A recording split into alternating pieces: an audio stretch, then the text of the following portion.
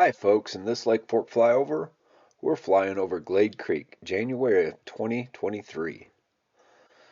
The lake's been low for a year now, and all this growth has covered the sand that you can see in last year's video, which is a good thing. Bass habitat, we need bass habitat in the lake, and flooded habitat is really good for bass fishing when the lake comes back up. Now, there's some beanie trees right here. You can see them. They have stiff branches when they die. So if the lake was to come up today, there would be some kind of semi-hard cover in the water. Otherwise, you see all this other growth. It's kind of soft-leaved. It'll turn into mush when the water comes up, but it'll be good cover for a while.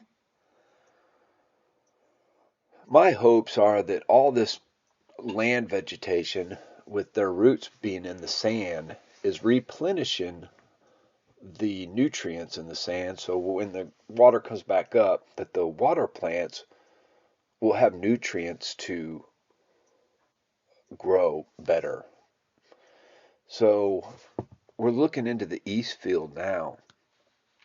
There was a large amount of willow trees that grew up on the east bank, and they were eliminated. It would be nice. I know it's inconvenient for the folks that live around the lake that the lake's low, but it would really be really good for the bass population if the lake stayed down through the growing season again, and we did get some willow trees to grow back up. That just puts hard cover in the lake, um, giving bass more habitat. You can see all the lay down logs here. Obviously when this is 4 foot deep, those logs would be 4 foot down. It'd be good cover. But the older this lake gets, the more we lose in habitat. So replenishing that habitat is hard to do. Now, with the lake being low like that, we do have an opportunity for the land habitat to grow up. So when it does flood, it'll create more habitat for bass. Lakes like Falcon and Ivy and even Rayburn, they have drawdowns like this, and when they come back, the bass fishing gets really good.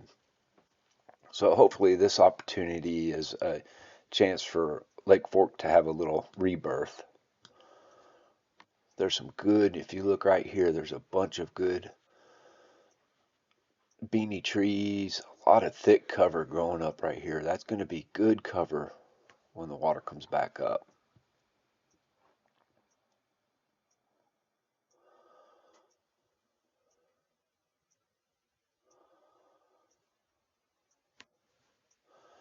You can see the buckbrush is growing really well here.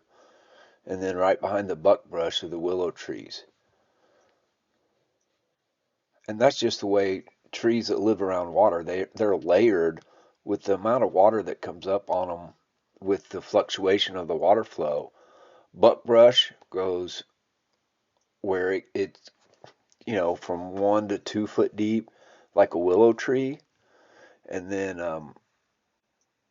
the other trees that get much bigger are all the way up to the water line where it only floods a little bit every once in a while.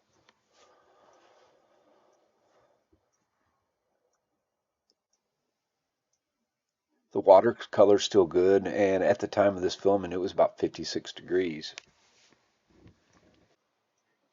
In the comments below, let me know what you think about the water level being down.